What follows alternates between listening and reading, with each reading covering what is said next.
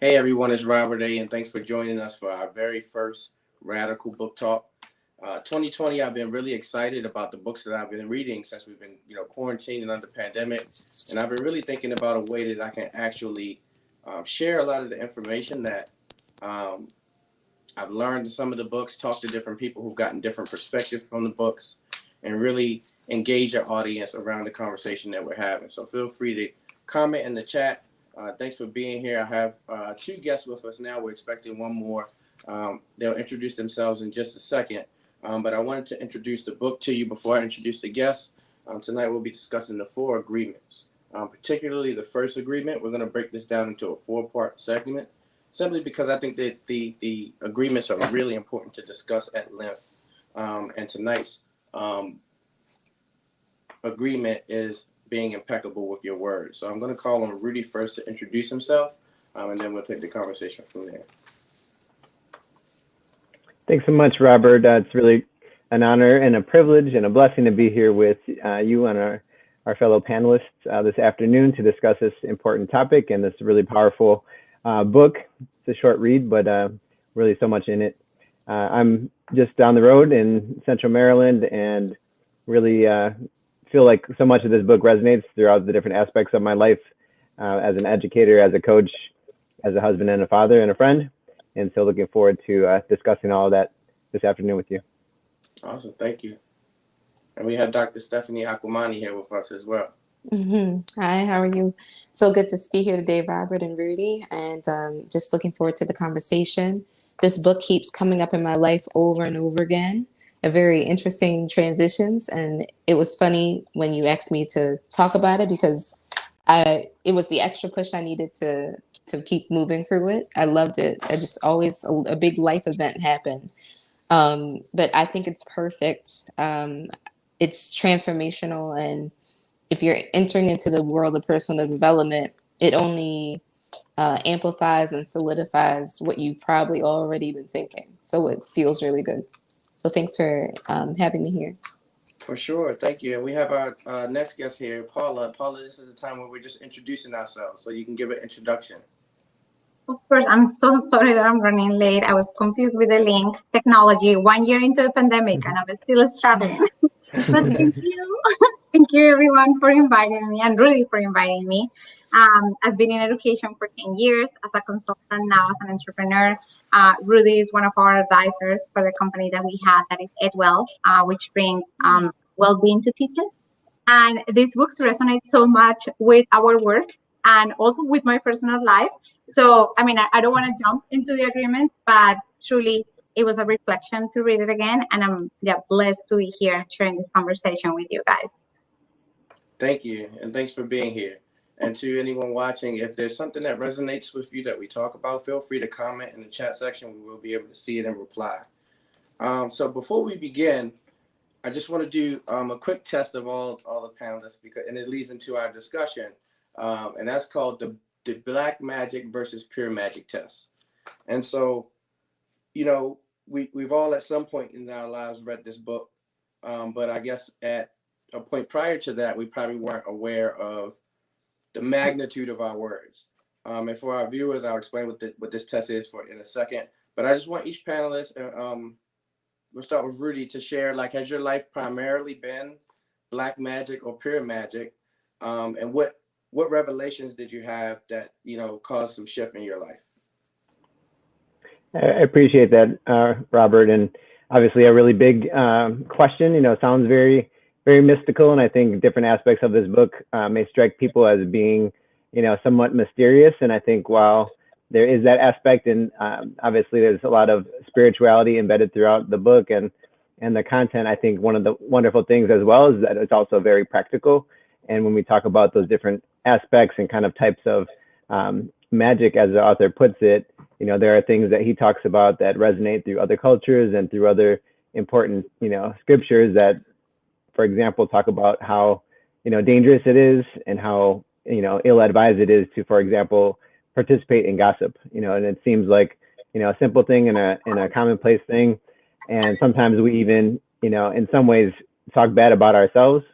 And so I think for myself, as I've reflected back on my young adulthood and adulthood, I realized last year that there were some moments where, since I kind of, in some ways like forgot who I was, so to speak, and was kind of getting a little bit down about myself. And I think one of the things I've appreciated these last couple of years is a few people who kind of reminded me who I am, so to speak. And so that's why I'm glad to be working with you lately to help others kind of wake up and remember who they are and who they're meant to be. And so I'd say that for most of my life is on that positive side, but I feel like there are those moments that we all have that have been more on that negative side. And so I'm trying to shine a light and helping other people shine more of a light moving forward. Thank you. How about you, Paula? Black magic or pure magic primarily? Yeah, I know everything that you said really resonated with me. I mean, again, the book is so clear, and I love this first agreement on the word and where the pure magic versus black magic. I think that as a child growing up, I had a little bit of black magic in my environment that made me realize how dangerous it can be. Yeah, truly, the power of the word and the power of messaging to children as we grow up. So maybe I'm oversharing here, but I was anorexic when I was 15 years old because the narrative that I hear in my family, not everyone, but like some people in my family was, you're too fast, you're too fast. And that's like the power of getting into your brain and actually then overcoming that limiting belief and understanding what Rudy says.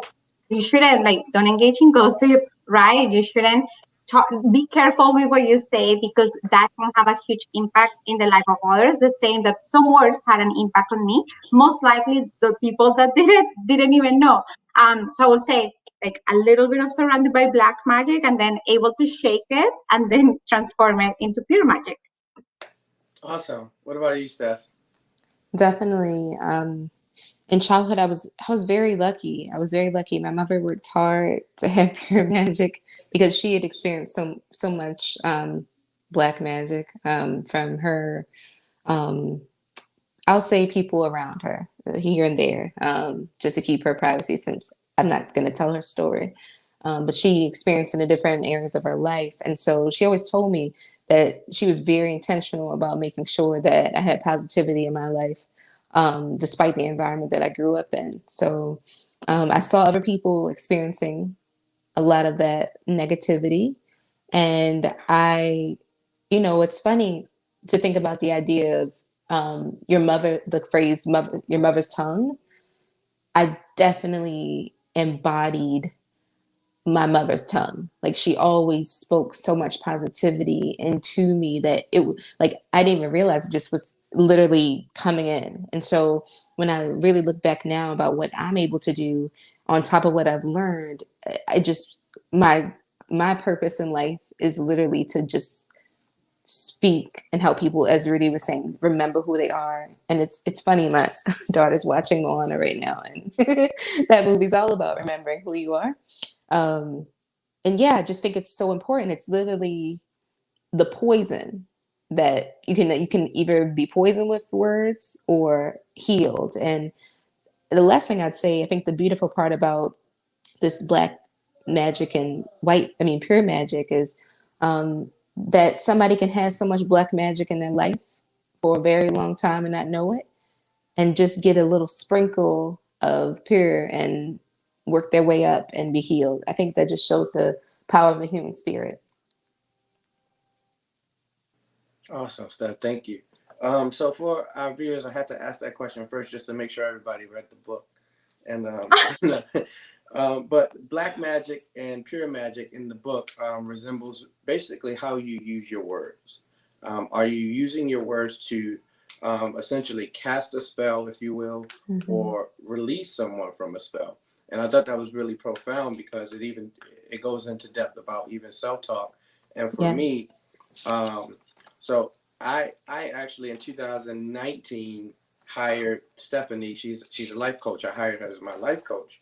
And a lot of the things she said were things I could say to myself. And eventually it was like, I don't need to say it. But I didn't know that I didn't need her to say it because everything I was taught as a child was so different than what, if I say, oh, I can't get up and do that right now, and it's like, why can't you? You know, and it's Right. like the challenging of that thought was like literally releasing me from some spells that like I had no conscious awareness of. I just was walking around operating in because that's what I was taught, you know. And so most of my life up until about 2019 has been like that primary black magic, not more so on other people, but on myself. Like I've always had a pure magic approach to others, but in terms of self, it's been very, you know, black magic casting.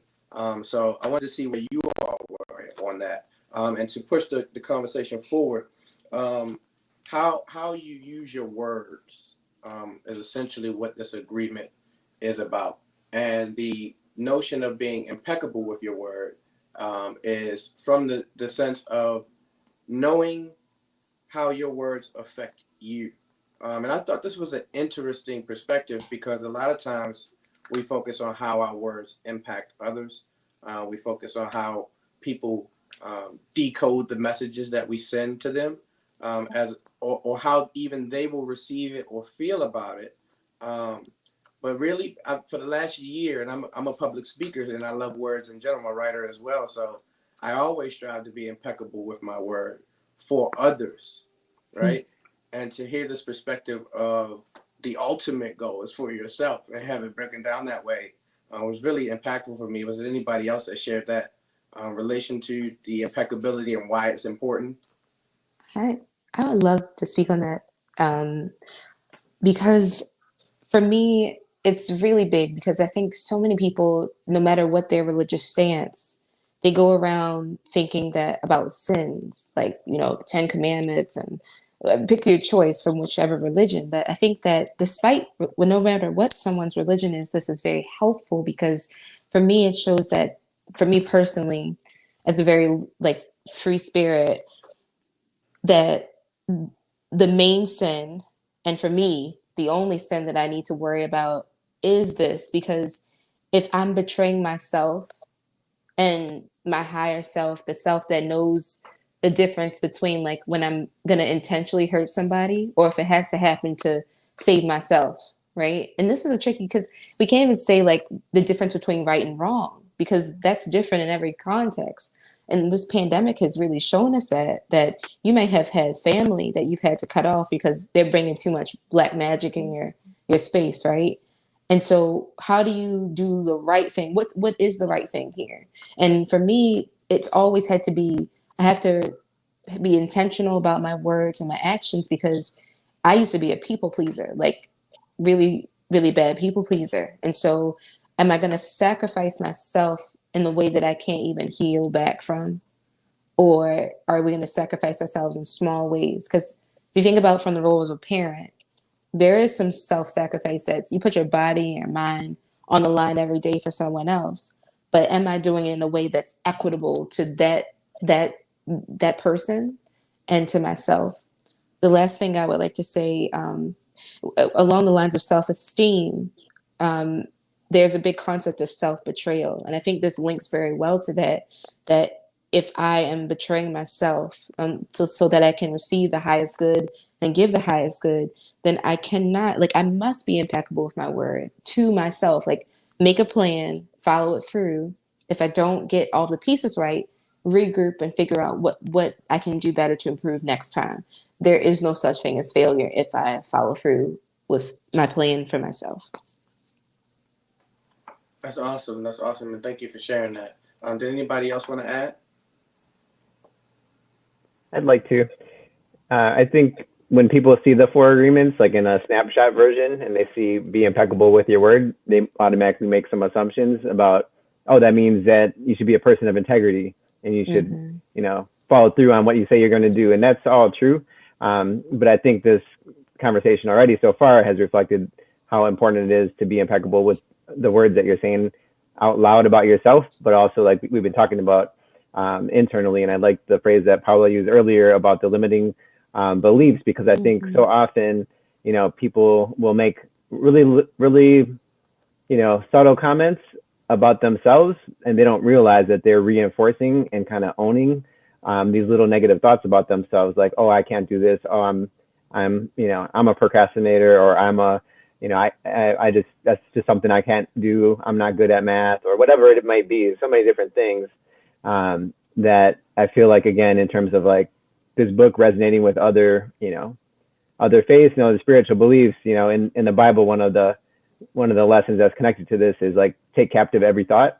And it's exactly aligned with this in that little thought is going to be how you define yourself. And so even though you may have, a weak moment, maybe you did, wait until, the last minute to get a certain thing done, that doesn't mean that it has to define you.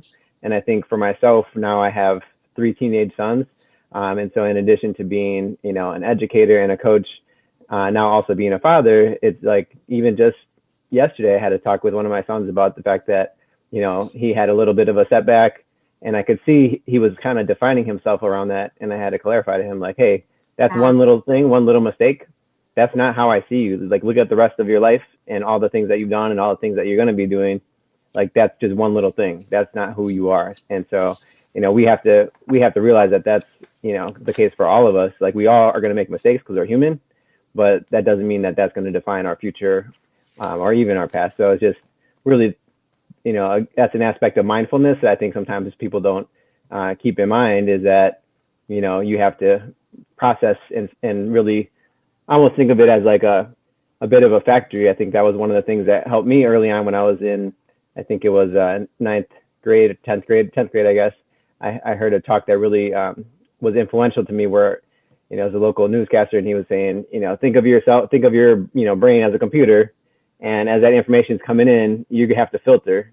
Am I gonna keep this, or is this something that I'm just gonna let it pass out the other way and not become part of how I define myself and how I view the world?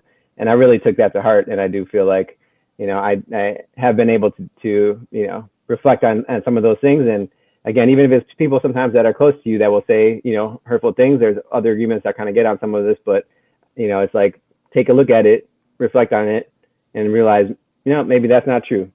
I'm not gonna let that come in. I think that's critical. Rudy, Yeah, oh, sorry. go ahead, Paula. No, you're making me think of something, which is, last year I was thinking a lot about the concept of what do we owe each other? What do we owe my family? What do we owe my community? And it was a particular reflection because of COVID, right? There were so many people that were being irresponsible, let's say, going outside without masks, etc. And I was like, what do we owe each other, right? Like, maybe I'm in my 30s, I'm healthy, like I'm not gonna get COVID, but all of this is making me think that the minimum that we owe each other is respect. And I've been careful and true to our words. And like what you were saying about mindfulness is truly what I've seen in my life and what I've seen in others. Something that as society, because we're going so fast, we miss. In our work with teachers, what they've asked us is, can you help us create moments of reflections? Moments where I can stop.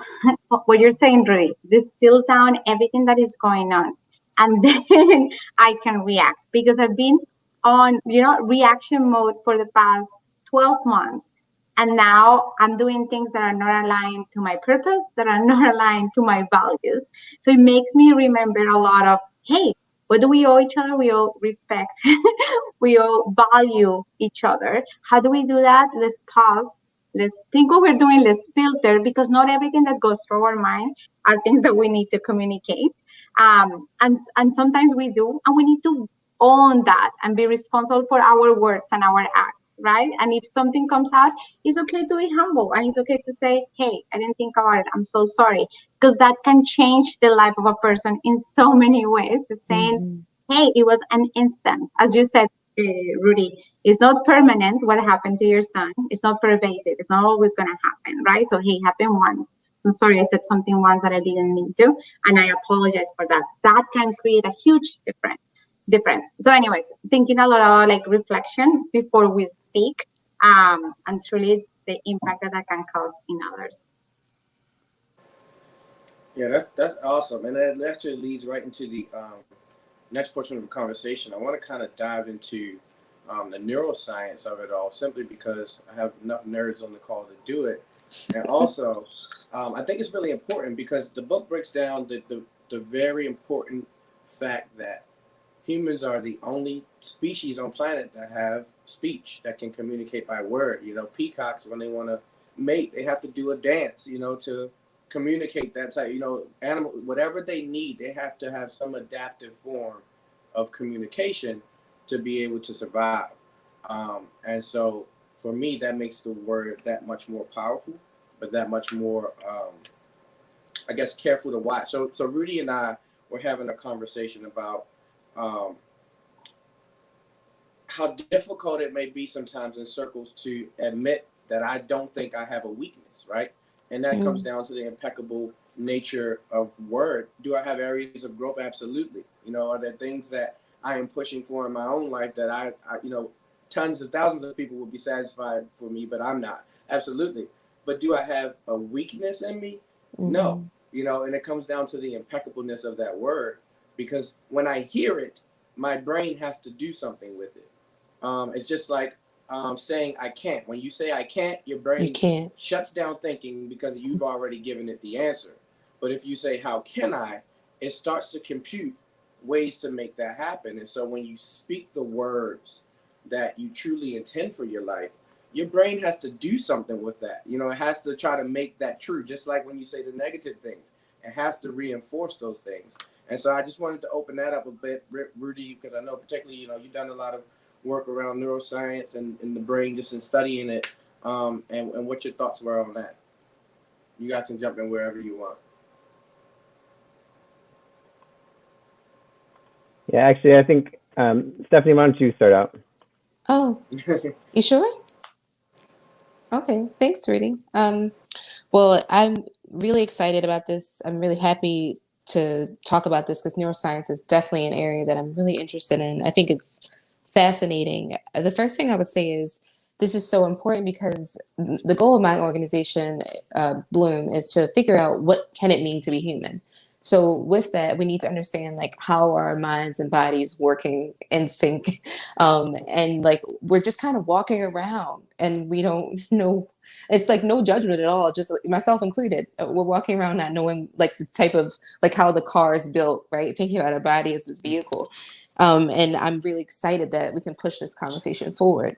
So the first thing I was thinking is with neuroplasticity. So the idea, I completely agree. Once I learned about neuroplasticity, the idea that you can always teach an old dog new tricks.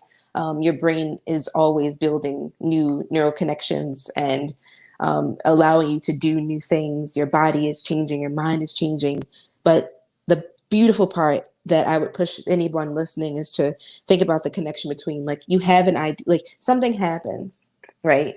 And you have an idea, you have a thought, and then that thought produces like literally a biological response in your body that's going to produce some hormone, whether that's cortisol, which you're big trouble then because the cortisol is going to block a part of your brain that allows you to be creative.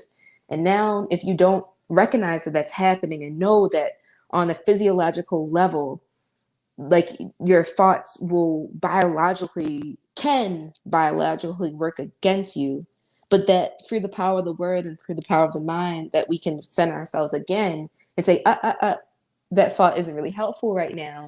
So now I get to change my chemistry inside and now produce maybe some endorphins to get excited about it. And now push forward towards that goal. I think that's amazing, right? So I think recognizing the brain as this beautiful command center. I'm even getting chills in my voice just thinking about it because it's very, well, maybe 2 years new to me. I'm constantly every day exploring more. So, and the last thing, I just agree with you, Robert, about like training your brain to be more solutions oriented because, you know, if we think evolutionarily, if we're out in the woods and we're running away, people always use the example of running away from a tiger. You know, we have this fight or flight, you know, response. But now I think a lot of those things that trigger us are social, right? They also could be basic needs, like not having enough water, heat, clothes, food, whatever. But I think for many of us, it's social, which could lead to a loss of basic needs, right? Money, love. So I'll stop there. But those are my primary thoughts, and I'm excited to hear what Rudy has to say. And Paula, of course. Thanks, Stephanie. Yeah, I appreciate it, Robert. And we had a great prior book discussion around a book called Stealing Fire, and it gets into some of the applications of, how do you kind of, as some people might call it these days, kind of hack your brain, but it's really just trying to understand your brain better. And like you said, Stephanie, for the most part, since it is right now a little bit of a black box in a lot of ways, or at least has been for a long time, I think people don't spend enough time understanding the brain. And I think it was about a week ago, probably prompted Robert to pose the question to me, and that I said, if I could teach you one thing, it would be about how your brain works, in terms of the fact that there are different frequencies of different brain waves that put you in a certain state.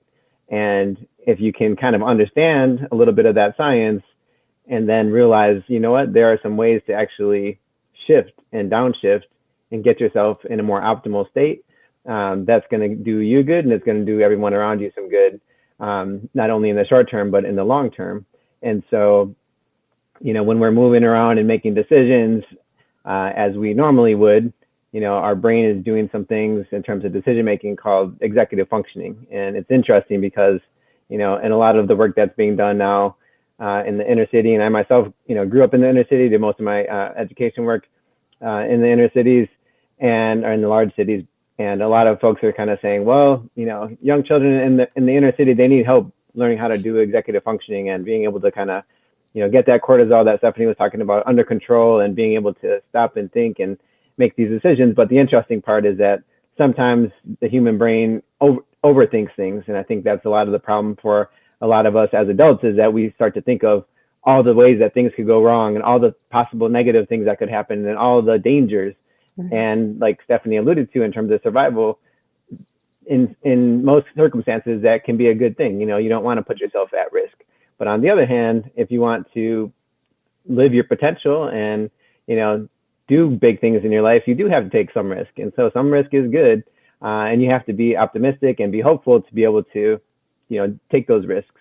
And so the interesting thing is that, when we're doing things that we love, where we kind of lose our sense of time, whether it's, we're into sports, or we're into art, we're into music, and other ways that we feel, kind of this natural high, that we're actually kind of temporarily shutting off that prefrontal cortex that normally is making us stop and think about every little thing.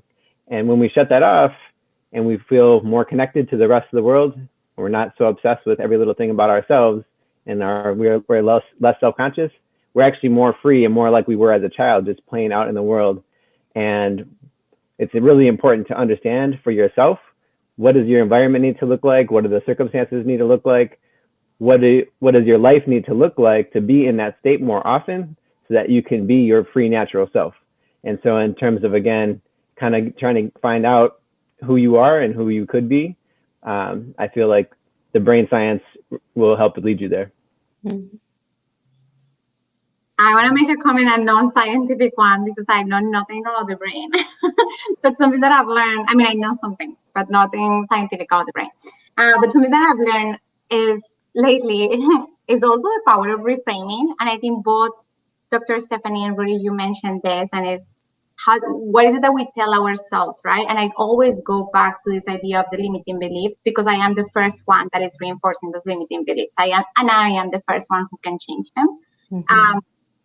And I have, I have stickies in my walls. I have 4 stickies in my bedroom that are around like the 4 keys that I heard one time. There are, whatever happened, it's not permanent, it's not pervasive, it's not personal, and always be positive. So just having that framework in my mind, if I have a bad day, I go back to my bedroom and it's like, was it personal? Was it something that I did? Sometimes maybe, but it's not pervasive and it's not permanent. And always I have an opportunity to change it. So I don't know if I'm like trying to reframe my brain, but that has been my approach to go through challenging times, and my approach to, like change a little bit of the limiting beliefs that are going on there sometimes. Absolutely. I'm so glad that you mentioned that, because it takes us right into our next part of the conversation. So the reason we're talking about all of this brain stuff, I've been very public about mental health struggles that I've had in the past. And so I'm really interested in passing along information that's really going to help someone in terms of self, right? Self-improvement. And so the reason I brought up the neuroscience is because a lot of that, most of our talk happens in our head, right? Mm-hmm. And so in being impeccable with our word, we also have to guard the thoughts that we recite in our heads over and over, because that's what ultimately shapes the words that we speak. And so, you know, for someone to say, well, how do I change how I speak about myself, how I feel about myself? It all starts about those, you know, thoughts that you dwell on. And one of my practices, I don't know if you all have a practice, but I know everyone, you know, gets challenging thoughts in their brain. And I always have to ask myself, what makes that true, right? Mm-hmm. And that's what, you know, if I say like, oh, you know, whatever, it's like, what makes that true? And really working through that is what helps me to shape my word, even what you know, for what I speak. And even in terms, I want to really hone it in on the self piece, simply because I think that's like the most powerful piece, at least for me. I've always lived my life as what I seemed as selfless, or what I viewed as selfless. But really, it seems like as I learn more and more, it seems just kind of careless of self as opposed to selfless. Um, Simply because being the best self is what helps other people around you to be better. You know, not being who you want to be. You know, I might want to be a lazy couch potato that watches movies all day, right? But being the peak, at the peak performance of self is really what helps to shape all of that. And I think it all starts with a thought, just like the book says. Like everything in our society, everything that we come to today has started with a thought and ended in word, right? And even in scripture, even in the Toltec, the ancient, you know, Mexican culture, it's bountiful. It's not bound to religion or any other concept, but all the ancient texts take us back to word and thought. And so our question for today is, for all of you and for our viewers, if you want to share, please say in the comments, how am I already impeccable in my word? What areas of your life do you really take charge of, and you really serve yourself to your highest potential, where you aren't sinning or causing damage to yourself? And an example that I would share from my life is, I really have been owning my time lately, in terms of making sure my time serves me the best. I'm not perfect with it yet, but I used to always struggle with not wanting to let people down. You know, a lot of people rely on me for a lot of things and call on me for a lot of things, and that's really what my life work is all about. So it's not a complaint, but really making sure my time serves me. So I'll give you an example. Stephanie, you call me right now. Rudy and I are in the middle of working on some videos and stuff, and you need me, right? But so does Rudy, right? Mm-hmm. So how can I be impeccable in my word to make sure that I am serving myself to the highest degree, that it doesn't hinder you or, you know, or either party? And that's really tricky for me, right? But I've learned to really just be impeccable with your word and say, hey, Steph, I really would love to do this, but this is the, you know, and the same thing on the other end. And it really frees me from what people think, you know, Yeah. because I've really been intentional about, you know, my word, and making sure that it doesn't come back to hurt me in one way. And so it really releases me from, like, you know, and most of the time the response is positive because you've been impeccable with your word, and that's just the result that thing gets, right, when you work it right. But it really takes that weight and the anxiety off of me of, like, you know, did I ruin the relationship, or, you know, do they think that you cannot lean on me now? So that's an area of my life that I've been really impeccable in my word. Paula, do you want to start? Yes. Two things. You made me think, and this is a little unrelated to your question, but you made me think that every time that I say something or a thought comes to my mind while you were talking, and you said, I ask myself, is that true? And this is another thing that I've learned. That is, when I'm thinking something, or I'm thinking something about someone else, I ask myself, is that true? Is that really true? Is that really, really true? And if that wasn't true, right, how will this change? How will my life change? How will their life change? So a little bit of like reflecting before talking has helped me to be impeccable with my word. And now to answer your question, I used to be a consultant. I was working 16-hour days. I had no me time. Therefore, I had no time to reflect. Therefore, I hurt a lot of people, most likely in that, because I was just tired. When you're tired, when you're burnt out, you just snap. It doesn't matter who is in front of you, just snap. Is that the person that I want to be? No. And that's that I'm trying to change, right? And you balance women, we balance so many things, and men, everyone. But as women, we balance so many decisions in life, right? Like professional career, babies. Do I want to get married? How do I take care of my parents? And my job was taking everything.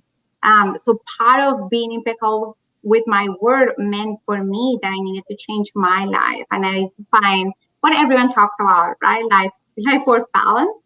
So I left, and now the time that I have for me, I try to respect it, because Robert, as you mentioned, similar to you, I don't want to disappoint people, but what I've learned is that people get really disappointed when you set the wrong expectations. So what I'm trying to do, which is really hard for me, is saying no more often, and maybe explaining why. But sometimes I say, I'm sorry, I can't. I'm gonna go and run, or I'm gonna go and take a nap because I need it. So for me, it's just trying to be, honest, setting boundaries, and just setting the right expectations for me and for others. I'd like to add to that. Thanks. Yeah, I think that also reminds me of something that I feel like over the last few years, especially, I've embraced more and more, and I think it connects with what you were saying, Paula, about really recognizing our whole selves, recognizing our humanity and the humanity of others. And so I think oftentimes in the workplace, and this is kind of almost like a cultural piece too, in terms of kind of like traditional American expectations around workplace behaviors, I would say, to where you're like not supposed to talk about certain aspects of your personal life, let's say. And I feel like several years ago, I was kind of like, that's not serving anybody very well for me to pretend like I don't have all these other things going on in my life. Right. And because it's stressing me out, it's not, respecting, my family. And I know that my coworkers are dealing with similar stresses. So like, I'm going to let everybody know, like when certain things are, more challenging, so they know what's really going on. And so then if something does come up, then it's not a shock to them, and they can understand, and they know that if something happens with them, then they can share that with me too. And, a lot of times you hear in different organizations, oh, family first, but then when push comes to shove and there's a deadline and somebody's got something going on with the family, it's kind of like, oh, well, you really need to get that done. And so I feel, so then it really isn't reflected in practice. And so as a, manager, supervisor, leader, I felt like it was my responsibility to kind of, change that and demonstrate that and model that. And so I feel like now, even though I do, a variety of different things in terms of, like I said, coaching and then the consulting work that I do and lots of other things, I tried to share in my different spaces, in my different circles, about the other things that I do in my life, because they all interact, because I'm one person. And so it's important for people to know about those different aspects of my life, because they're going to interact with each other, and just, this weekend I had one of my sons had a little big snowboarding accident, got injured. And so this morning, as I'm reaching out to, make adjustments to my schedule to, make sure he had a doctor's appointment, and, he was supposed to drive my other son to a different appointment, having to make different adjustments to my schedule. Again, it's somewhat a private thing, but I'm also open with people about it, because again, if something comes up for them, I don't want them to feel like, they're uncomfortable or they're letting me down when they've got something in their life that comes up. And we're all humans, so I feel like it's important that we recognize our mutual humanity. And so I try to model that for people, because I feel like that's not been the case traditionally, and I think it's important for us to be the ones to help to shift that.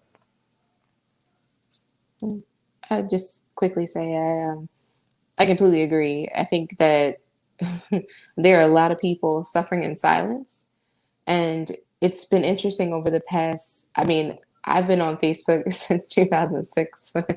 I was a senior in high school, and it's funny to see now, all these years later, I think I'd say over the past 3 years, I've seen people actually use Facebook as a way to, um, like sometimes they use it to show they need help. Um, and it's interesting. I don't know if you guys have seen similar trends with your friends or family members. Um, but I think that if more of us are more transparent, because I think like these social media platforms, we show our wins so much, right? The seeming wins, and we don't talk about the process of how we got to that win and the work that it took, or the struggle, or the family situations that came up, or just the fun things, like you said, we do to relieve stress and to be ourselves. And you know what? I want to reframe that, not to even relieve stress, just to be free, like you were saying earlier. Because if we do more of the things that make us feel free, then, and like they talked about in the book, that domestication of the self, or I forgot the way they phrased it, the domestication of maybe just people or humans, but I think you all know what I mean. I'll shift the conversation a little bit, in that public persona, right, is now being a business owner, and a consultant and so many other things. I'm always putting my life out there as much as I can, and as much as respects my family, where I think they'd be happy with it. But I think most people actually they probably don't know what I do, and they're maybe starting to know more, because I would put more things about me running than I would anything else, and now more yoga than anything else. And not because I wanted to hide the fact that I was a researcher, um, or a business owner, just because that's what brought me joy. And I saw people celebrating other people's like business wins, but not life wins. So it became at some point more important for me to show, like, you can go act silly, you can have fun, you can dance, you can do whatever you want to do. And then now I'm showing, like, okay, I'm doing people a disservice and myself by not showing the fact that I do have a PhD and I do have a business, but I also believe fully with my heart that you don't need any of those things to be accomplished. You need to just be yourself. So I appreciate you saying those things, because family, is very important. And I think for me, Michelle Obama said it best. I was watching an interview with her when I first had my daughter, maybe about, well, she's 5 now, so maybe 4 years ago. And she said for her job before she became, it was like a VP of a hospital in Chicago, that she brought her kids to the interview, and she was like, they come with me, I can get the job done, but I need a package that will help them have daycare and resources that they need. And that was like, I was like, oh, you can do that. Like, you can show up to a job and tell them, like, they need to make sure they see you as a whole person, and that you need help with your kids because they're alive. And I just think it's really scary the way that we, and it's no judgment. I think it's a shift happening where we, in order to be impeccable with our words, we have to show up as our full selves. And that means whatever we're carrying with us. And I think it's just so important, especially now during the pandemic, because, our families are here. We're home, and, well, many of us are home. And I think that this is a big opportunity. This is the last thing I'll say on it. I think this is a big opportunity for us to embrace our full selves, whether that's, being a dog mom or a cat mom or a human mom or dad, because we're, as Rudy alluded to, we're really doing people a disservice by acting like we're robots. Like, I think this is a chance for us to all evolve. And I think this book helps us to see that. So I'll pause there. Dr. Stephanie. Oh, sorry. I just want to say something. Sure. I love where we are going with this. Because again, I don't want to put my work that I do. I coach teachers. That's part of our business model. But what I keep hearing over and over again is, I'm a Latina teacher. I can't bring my whole self to the class no more. Right. Because there's something to risk, right? Exactly. Right. I'm a lesbian. I cannot bring my whole self. And it's not only, I'm using the context of my work, but again, end of one sample of me, but I couldn't bring my whole self to the work, right? Because I'm a woman of color, I'm Latina, English is not my first language. There are so many things that I don't know about this culture that I was so afraid to be my whole self. And is, again, what what is our responsibility with others? How do we create a space where we can bring our whole selves and enable others to bring their whole selves without that fear that you just mentioned, Dr. Stephanie? So I don't know, that resonated so much. And Totally. sure. Thank you so much for sharing it. I mean, I even have chills when you said it because it's like I've embodied that, and it's like a risk. It's like there's this quote, and I'm butchering. Well, I'm not butchering it. I'm paraphrasing it, but it's like there was a time when the risk to bloom. I'm messing it up a little bit, but it's the idea that you have a choice, and there gets to be a point where you feel squeezed, and the question is, are you going to be squeezed by perceptions or say, you know what, take me or leave me? But that's hard when money's on the line, right? Because you might need to pay for bills, but I think at some point it's like to find, maybe strategize a way where like nobody wants to be out in the cold, but to strategize as much as possible so that you can be true to yourself if your work culture is not supporting, like you were saying earlier, Paula, your personal like moral compass. Because people are literally die. I see people, and I don't mean in a rude way. I just mean like I see people. I was going to use the word complaining about work, and I can totally understand that.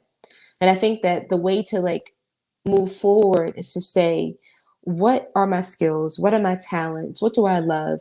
And I might not know right now, but how can I Google research, ask a friend of a friend for like what kind of position can I enter into? And even more, what kind of position can I create in the meantime while I keep this job? Because we're going to end up as 75-year-olds who feel like they just wasted their whole time here.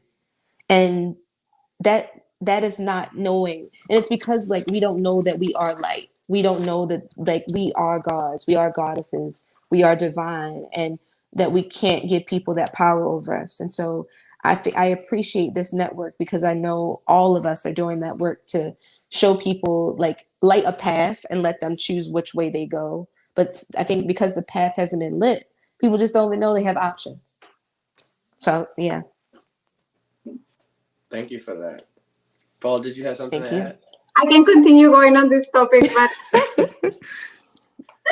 I don't want to monopolize the conversation on this. No, feel free. I think last comment, and I don't know if Dr. Stephanie and Rudy, I don't want to No, you say yours and I'll pause mine. No, you really made me think about, you said, take me or leave me. And I think we're alluding at a lot of like professional settings, and I can't bring my whole self to my work. But what about if you can bring your whole self to your family or to your personal life or the relationship where you are? And that's really scary, right? And I've been in those shoes where, hey, I'm maybe being too vulnerable here, but I'm like getting older. I want to have a family, and maybe I'm not being true to myself because I'm afraid of rejection. So this conversation has triggered: how are we true to ourselves, through our words and through our actions and through our beliefs, not only in the workplace but also in our personal life? And I took note of what you said: take me or leave me, but this is who I am. So anyway, I want to say one phrase and I'll stop. I promise. The key thing that I've worked with thousands of people. Well, 8,000 and a few plus, I mean, let me be clear. Not thousands, but I hope to soon. In those thousands, it doesn't matter if it's a kid that's free. It doesn't matter if it's a 30-year-old, a 60-year-old, or a 90-year-old. Whenever the word maybe comes up, or whenever the words, these spells that we create, right, are said, it is not a maybe. How many times do we say, I think I know this, or I think this is the way to go? No, like I realized I said that to my husband once. We were driving to Virginia, and like I'd been to the place before, and it's like I was taught. I know I just broke my own rule. I didn't say one thing. I'll stop in a second, I promise. But I said, I think that's the way to go. Now, and then I realized, no, Steph, you don't think it, you know that's the way to go. Why are you being so subtle to seem nice when he doesn't even like, that's not a relationship? And so I said, no, I know this is the way to go. And it felt so freeing. And it's like, where else are we saying, I think to seem nice or whatever? And we just need to stop that, because it's not like we literally would have gotten lost if I like said, I don't know. So when we know, like, own that I know this doesn't feel right, but I might not know the solution right now. But if I verbalize it, if I show up differently, then I can change my whole life. And now I'm gonna stop. No, all of that is really important. Rudy, you have something? Yeah, one of the things that we haven't delved into a whole lot so far is kind of on the cultural side, and I've alluded to it a little bit with some of the workplace culture pieces, but there's been good research around, people of color in particular, having essentially this additional psychological cognitive load that they're carrying throughout the day when they're trying to essentially play this game and really like hide their true self, their true authentic self. And so, when we literally give our brain a break from doing all that and wearing those masks and our authentic selves, like it literally frees our mind to be able to be more powerful and do more powerful things for everybody's benefit. And so, when we model that authenticity, it frees up other people as well. And I think that that's just really critical to think about in all of this. That is the most powerful thing that it's not that I've ever heard, but I love the way that you merge what so many people know with the neuroscience, because now it's unfortunate, but for like I mean, I don't even want to speak to naysayers, but it's like for those that are, think about a political moderate, right? They just haven't been exposed to many ways of thinking all the time, but they're something in their heart and mind is leading them in this middle, right? So for those that are, their ears are open and they're in a position where they can make change no matter what their background, right? You could be on any side of this game, as you called it. I think knowing this can help us to really leverage, like, I'm wasting opportunities on this planet right now to show up big and change the whole game. And I'll pause there. Thank you for what you just said, though. All of this has been awesome. Thank you guys for participating in this conversation. Just looking forward, we want to be thinking about how we can be more impeccable with our words. That's how we're going to start our next conversation. To round this off, for our viewers, for the next 2 weeks, if you haven't gotten a chance to get the book, please, you can listen to it on a lot of different platforms for free if you cannot purchase it. But I do recommend you expose yourself to that first agreement so that we can get our second agreement in alignment on our second book discussion. Thank you guys for joining Radical Book Talks. I appreciate it. Rudy, Paula, Dr. Stephanie. To our viewers, if you watch this and you have something to comment in the chat. Even if you watch it later on in the week, we may be able to discuss it on our next broadcast. So thank you all for being here and have a good night, guys. Thank you. This is awesome. Thanks so much.